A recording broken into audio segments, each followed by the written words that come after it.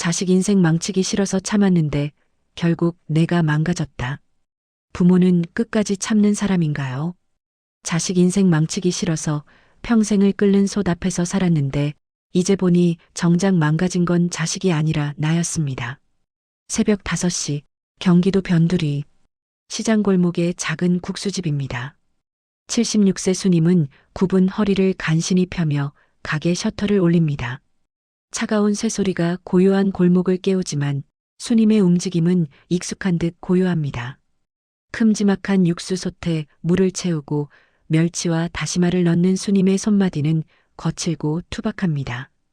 평생 뜨거운 김을 쐬며 살아온 탓에 얼굴에는 깊은 주름이 훈장처럼 박혀 있습니다.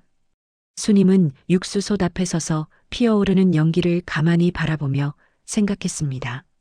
이 육수처럼 나도 은근하게 다 우려내서 애들한테 줬으니 이제 남은 건 찌꺼기뿐인 게 당연하지요.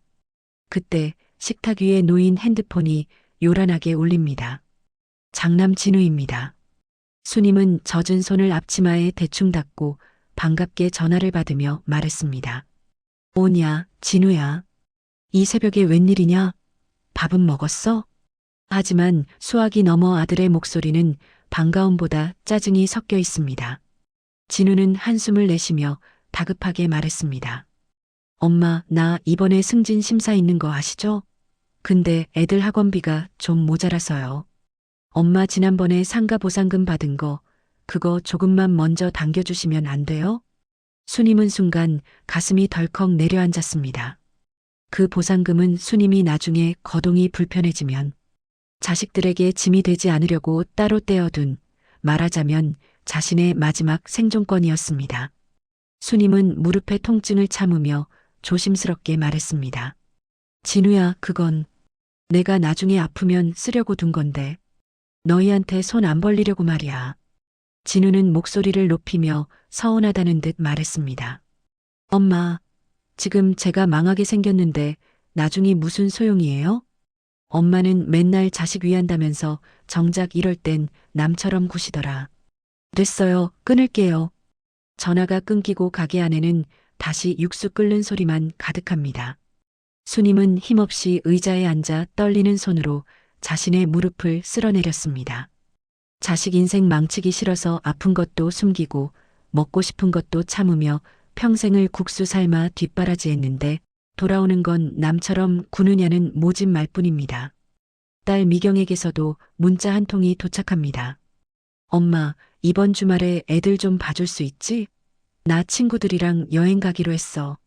엄마는 집에서 쉬느니 애들 보는 게 낫잖아. 수님은 문자를 한참이나 들여다보다가 핸드폰을 엎어놓았습니다. 수님은 끓어 넘치기 직전에 육수 솥을 보며 혼잣말로 중얼거렸습니다. 내가 너무 오래 끓였나 봅니다. 국물은 다 나눠주고 솥바닥엔 시커먼 그을음만 남았으니 말이요. 수님은 자리에서 일어나 절뚝이는 다리로 다시 솥 앞에 섰습니다. 손님들에게 팔국수를 삶아야 하지만 오늘따라 면발이 유난히 무겁게 느껴집니다. 자식들이 원해서 시작한 희생은 아니었지만 그 희생이 자식들에게는 너무나 당연한 공기처럼 되어버린 현실이 수님의 마음을 시리게 파고듭니다. 수님은 국수를 삶아 건져 올리며 생각했습니다. 내가 참아온 시간들이 자식들에게는 디딤돌이 아니라 마음껏 밟고 지나가도 되는 멍석이었을지도 모른다고요. 김이 모락모락 나는 국수 한 그릇을 앞에 두고 수님은 처음으로 자신을 위해 울음 섞인 한숨을 내뱉었습니다.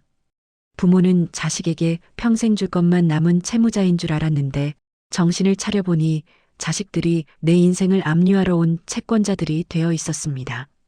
국수집의 점심 전쟁이 폭풍처럼 지나간 오후 3시입니다. 수님은 손목에 파스를 덧붙이며 식탁에 앉아 식은 국수 가락을 건져 먹고 있습니다. 그때 평소엔 연락도 없던 장남 진우와 딸 미경이 약속이라도 한 듯 가게 문을 열고 들어옵니다. 그들의 얼굴에는 반가움 대신 무거운 목적이 그림자처럼 드리워져 있습니다. 진우는 가게 구석에 낡은 선풍기를 발로 툭 치며 불편한 기색으로 말했습니다. 엄마, 이 냄새 나는 가게 언제까지 하실 거예요? 동네 창피해서 진짜. 여기 정리하고 저희 집 근처 요양원 같은데 알아보시라니까요. 미경도 옆에서 거들며 식탁 위에 고춧가루를 휴지로 닦아내며 말했습니다. 맞아, 엄마. 오빠 말이 맞아. 엄마 여기 보상금 나온 거랑 가게 권리금 합치면 꽤 되잖아. 그거 일단 오빠 급한 불부터 끄고 나머지는 내가 관리해 줄게. 엄마는 이제 손 하나 까딱 말고 쉬어. 수님은 씹던 국수를 삼키지 못한 채 자식들을 올려다보았습니다. 쉬라는 말은 달콤한데 그 이면의 목적은 너무나도 차갑고 투명합니다. 자식들의 눈에는 76년 차 어머니 한수님이 아니라 현금화할 수 있는 마지막 자산만이 보이고 있었습니다. 수님은 젓가락을 내려놓으며 나직하게 말했습니다. 너희들, 내가 살아있는 건 보이긴 하냐? 이 가게가 나한테는 그냥 돈 나오는 구멍이 아니라 내 손때 묻은 인생이야. 여기서 너희 공부시키고 시집 장가 다 보냈는데 이제 와서 창피하다고 치우라고? 진우는 미간을 찌푸리며 짜증 섞인 목소리로 말했습니다. 아니, 누가 엄마 인생을 무시한대요? 현실적으로 생각하자는 거죠. 아까 말한 그 돈 지금 안 주시면 저 진짜 회사에서 매장당해요. 엄마가 참으면 다 해결될 일인데 왜 고집을 부리세요? 엄마가 참으면 다 해결될 일.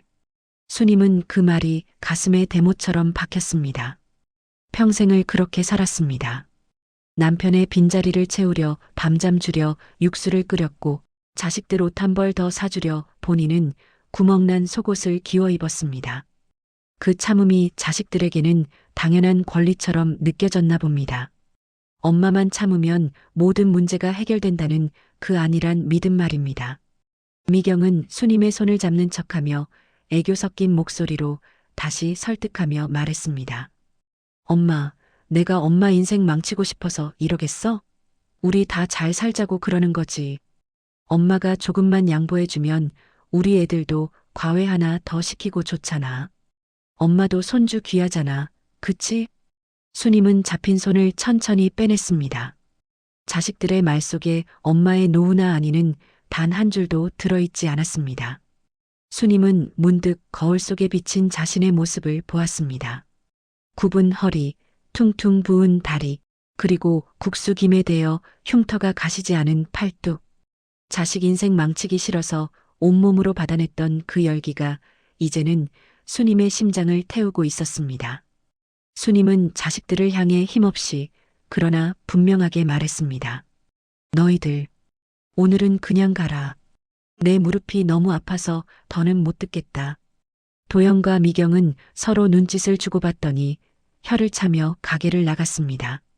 문이 닫히는 순간까지도 진우는 생각 좀 잘해보세요라는 말로 수님을 압박했습니다. 가게에 홀로 남은 수님은 꺼진 가스레인지 불을 멍하니 바라보았습니다. 뜨겁게 끓어오르던 자신의 생애가 차갑게 식어가는 소리가 들리는 듯 했습니다. 수님은 벽에 걸린 낡은 달력을 쳐다보았습니다. 그리고 결심한 듯 장부 깊숙이 숨겨두었던 통장 하나를 꺼내 들었습니다. 평생 자식들을 위해 참아온 수님의 인내심이 임계점에 다다른 순간이었습니다. 일주일 뒤 수님의 국수집에 다시 자식들이 찾아왔습니다. 이번엔 빈손이 아닙니다. 진우는 어디서 구했는지 모를 복잡한 서류 뭉치를 내밀었고 미경은 반찬통 몇 개를 생색내듯 탁자에 내려놓았습니다. 수님은 며칠 전부터 도진 몸살로 수건을 머리에 띠처럼 두른 채 멸치를 다듬고 있었습니다. 진우는 가게 안에 눅눅한 공기가 싫다는 듯 코를 찡긋거리며 말했습니다. 엄마, 여기 위임장 서류니까 일단 도장부터 찍으세요. 가게 보상금 절차 복잡해서 내가 대신 처리해 드릴게. 아, 그리고 저기 안쪽 방에 있는 아빠 유품도 이번 기회에 다 정리합시다. 집만 돼요. 수님은 멸치 대가리를 따던 손을 멈추고 떨리는 목소리로 말했습니다. 네 아버지가 쓰던 돋보기랑 수첩. 그게 나한테는 니들 사진보다 더 귀한 거다. 그걸 왜 네 마음대로 버리라고 해? 옆에서 미경이 반찬통을 냉장고에 쑤셔 넣으며 앙칼진 목소리로 말했습니다. 엄마는 참 유별나게 굴어. 죽은 사람이 쓰던 물건 들고 있으면 집안의 기운만 안 좋아져요. 우리 애들도 할머니 집 오면 냄새난다고 싫어하잖아. 엄마가 조금만 참으면 우리 다 깔끔하고 좋잖아. 안 그래? 그 순간 수님의 손에서 멸치 대가리가 툭 하고 바닥으로 떨어졌습니다. 참으면 다 좋다는 그 말. 76년 인생을 관통하며 수님을 옥죄어온 그 말이 오늘따라 비수처럼 폐부를 찔렀습니다. 수님은 천천히 고개를 들어 자식들을 보았습니다. 늘 죄인처럼 땅만 보던 어머니의 눈에 서슬퍼런 안광이 서렸습니다. 수님은 식탁 위에 놓인 시원한 보리차 주전자를 들어 자식들이 보는 앞에서 바닥에 쏟아버리며 말했습니다. 그래, 내가 평생 참았지. 니들 기죽을까봐 시장 바닥에서 침 뱉는 소리 다 듣고도 웃었고, 니들 대학 등록금 대느라 무릎 물 차서 밤마다 엉엉 울면서도 니들 앞에서는 안 아픈 척 참았다. 근데 내가 참으니까 니들이 아주 내가 사람이 아닌 줄 아는구나. 진우는 당황해서 의자를 뒤로 물러나며 당혹스럽게 말했습니다. 엄마, 갑자기 왜 이래요? 무섭게 왜 물을 엎지르고 그래요? 우리가 뭐 틀린 말 했어요? 수님은 젖은 바닥을 가리키며 한자 한자 눌러 말했습니다. 이 쏟아진 물이 내 인생이다. 한번 쏟아지면 다시 주워 담을 수 없는 게 물이고 사람 마음이야. 니들은 지금 내 돈을 탐내는 게 아니라 내 남은 숨통을 끊으러 온 거야. 자식 인생 망치기 싫어서 내 인생 망가지는 줄도 모르고 살았는데 이제 보니까 내가 망가지면 니들이 제일 좋아하겠더구나. 그래야 내 주머니 다 털어가니까. 미경은 기가 찬다는 듯 팔짱을 끼고 말했습니다. 엄마, 진짜 노망난 거 아니야? 우리가 언제 엄마 죽으라고 그랬어? 다 잘 되자고 하는 소리에 왜 이렇게 발작이야? 엄마 참는 게 특기잖아. 이번에도 그냥 좀 참아줘, 제발. 수님은 허탈하게 웃었습니다. 참는 게 특기라니. 세상에 어떤 인간이 참는 걸 좋아하겠습니까? 자식이라는 이유로 그 고통을 기꺼이 감수한 것뿐인데 그것이 이제는 수님의 유일한 의무가 되어버린 것입니다. 수님은 자리에서 일어나 절뚝이며 안방으로 들어갔습니다. 그리고 문을 걸어 잠그기 전 자식들을 향해 차갑게 선언했습니다. 오늘부로 이 집 대문 내 허락 없이는 못 넘는다. 위임장, 보상금, 꿈도 꾸지 마라. 내 인생 망가뜨려가며 모은 돈, 이제부터는 오로지 내 무릎 고치고 내 밥 싸먹는 데만 쓸 거니까. 진우와 미경이 문을 두드리며 소리를 질렀지만 수님은 벽에 기대어 앉아 귀를 막았습니다. 76년 만에 처음으로 부려본 고집이었습니다. 자식들의 욕설 섞인 불평이 멀어질수록 수님의 가슴 속에서는 무언가 뜨거운 것이 무너져 내리고 있었습니다. 그것은 자식에 대한 미련이자 스스로를 옥죄어온 어머니라는 이름의 쇠사슬이었습니다. 수님은 어두운 방 안에서 거칠어진 자신의 손을 가만히 어루만졌습니다. 이제 안개 속에 갇혀있던 진짜 전쟁이 시작되려 하고 있었습니다. 그날 이후 수님의 국수집은 문이 닫혔습니다. 개인 사정으로 쉽니다라는 삐뚤빼뚤한 글씨가 적힌 종이 한 장만이 셔터에 붙어 바람에 파르르 떨리고 있었죠. 수님은 가게 안쪽 작은 방에 누워 며칠째 알아누웠습니다. 자식들에게 내뱉은 모진 말들이 오히려 수님의 몸 안에서 독이 되어 퍼진 듯 했습니다. 그때 셔터를 발로 걷어차는 소리와 함께 진우의 목소리가 밖에서 들려왔습니다. 엄마, 안에 있는 거 다 알아요. 문 열어보시라고요. 미경이 지금 병원에 입원했어요. 엄마가 하도 소리 지르는 바람에 애가 충격받아서 쓰러졌다고요. 수님은 눈을 감고 귀를 막았습니다. 예전 같았으면 내 새끼 어쩌나 싶어 맨발로 뛰어나갔을 테지만 이제는 그 목소리가 칼날처럼 들립니다. 진우는 포기하지 않고 셔터 틈에 대고 소리쳤습니다.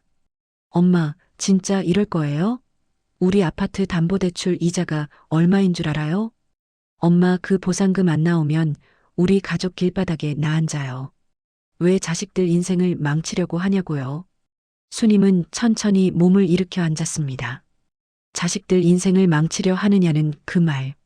평생을 그 소리 듣기 싫어 자신을 갈아 넣어 육수를 만들었는데 결국 돌아온 화살은 그것이었습니다. 수님은 부들부들 떨리는 손으로 곁에 있던 물잔을 쥐고 벽 너머 아들을 향해 힘겹게 말했습니다. 진우야, 내 인생이 망가지는 게 겁이 나냐? 나는 평생을 망가진 채로 살았다. 너희 밥그릇 채우느라 내 속은 문드러져 가루가 됐는데 너는 내 이자 계산하느라 내 아픈 건 보이지도 않는구나. 진우는 밖에서 헛웃음을 치며 더 크게 소리쳤습니다.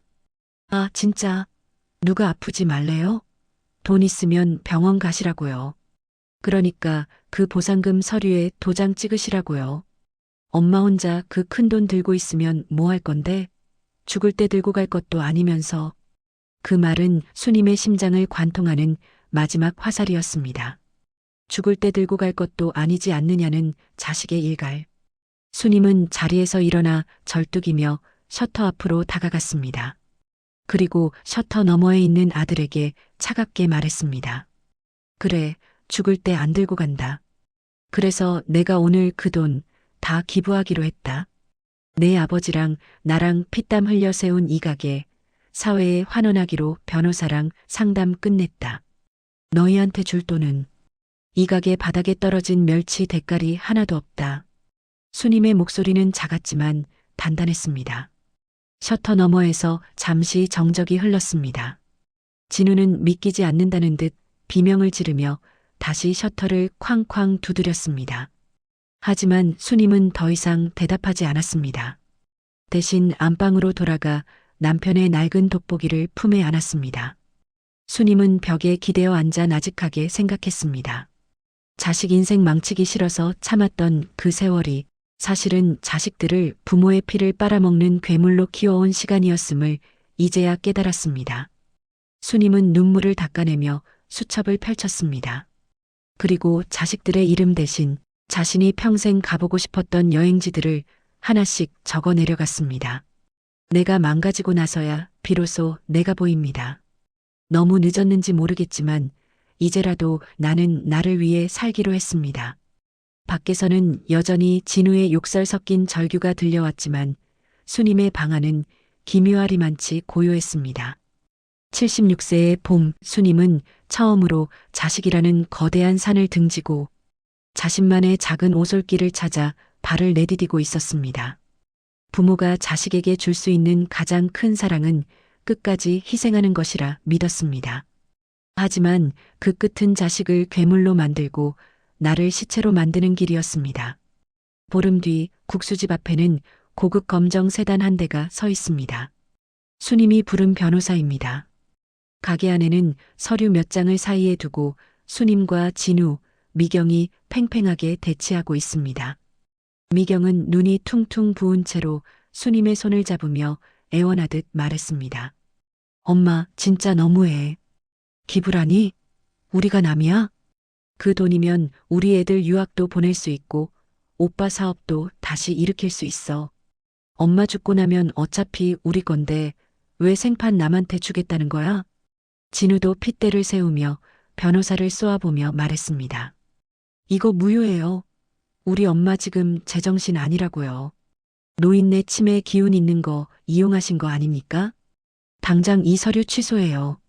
수님은 자식들의 소란을 뚫고 변호사에게 고개를 끄덕여 보였습니다. 변호사는 안경을 치켰으며 엄중하게 말했습니다. 한수님 어르신의 정신 상태는 이미 전문의를 통해 지극히 정상임을 확인받았습니다. 어르신의 의지에 따라 이 가게와 부지는 지역 장학재단에 기부될 예정이며 현재 거주 중인 주택은 어르신의 사후에 기부되도록 설정되었습니다. 자녀분들에게 상속될 자산은 없습니다. 미경은 소리를 지르며 식탁 위에 물컵을 내던졌습니다. 유리 파편이 튀었지만 수님은 눈 하나 깜빡이지 않았습니다. 수님은 자리에서 일어나 자식들을 똑바로 쳐다보며 말했습니다. 니들이 내 자식이니 믿고 평생을 참았는데 니들은 나를 엄마가 아니라 유산 보관소로 보고 있었구나. 내가 아플 때 약 한 봉지 사오던, 내 생일날 국수 한 그릇 같이 먹어주던, 니들은 오로지 내가 언제 죽어서 이 가게를 넘겨줄지만 계산하고 있었어. 진우는 분에 못 이겨 얼굴이 벌겋게 달아오른 채 말했습니다. 엄마가 우리한테 해준 게 뭐가 있다고 그래요? 국수나 팔아서 키운 게 대수예요? 우린 남들처럼 유학도 못 가고 이 좁은 가게에서 김서린 공기 마시며 컸다고요. 그 보상금은 우리가 고생한 대가예요. 수님은 그 말을 듣고 가슴 깊은 곳에서 뜨거운 육수가 끓어오르는 듯한 통증을 느꼈습니다. 해준 게 뭐가 있느냐는 자식의 물음. 수님은 굽은 등을 펴고 평생 국수를 삶던 그 단단한 손으로 진우의 뺨을 세차게 내리쳤습니다. 찰진 소리가 정적을 깼습니다. 수님은 눈물도 나오지 않는 마른 눈으로 자식들에게 말했습니다. 그래, 내가 죄인이다. 니들을 사람으로 키우지 못하고 받아먹기만 하는 짐승으로 키운 내 죄다. 자식 인생 망치기 싫어서 내 인생 다 줬는데 결국 내가 니들 인생을 진짜로 망쳐놨구나. 아무것도 안 해도 엄마가 다 해줄 줄 아는 그런 바보들로 말이다. 수님은 변호사가 건넨 펜을 들어 기부 서류 마지막 칸에 정갈하게 이름을 적었습니다. 한수님. 평생 국수장부나 적던 그 이름이 오늘처럼 무겁고 빛난 적은 없었습니다. 미경과 진우는 욕설을 내뱉으며 가게를 뛰쳐나갔습니다. 부모를 버린 건 자식들이었지만 그들은 오히려 부모가 자신들을 배신했다며 억울해했습니다. 홀로 남은 수님은 텅 빈 육수 솥을 가만히 어루만졌습니다. 이제야 솥이 비었습니다. 평생을 채우려고만 살았는데 비우고 나니 비로소 내 숨소리가 들리는군요. 수님은 가게 불을 끄고 밖으로 나왔습니다. 저 멀리 노을이 지는 시장 골목은 평소보다 고요했습니다. 이제 수님은 누군가의 엄마가 아닌 오로지 자신으로 살아가기 위한 첫 번째 밤을 준비하고 있었습니다. 오늘 한수님 씨의 선택이 여러분에게 어떤 의미로 다가갔나요? 부모라는 이름 아래 숨겨진 희생의 무게를 다시금 생각해보는 시간이 되셨길 바랍니다. 영상이 좋으셨다면 구독과 좋아요로 응원 부탁드립니다. 시청해주셔서 감사합니다.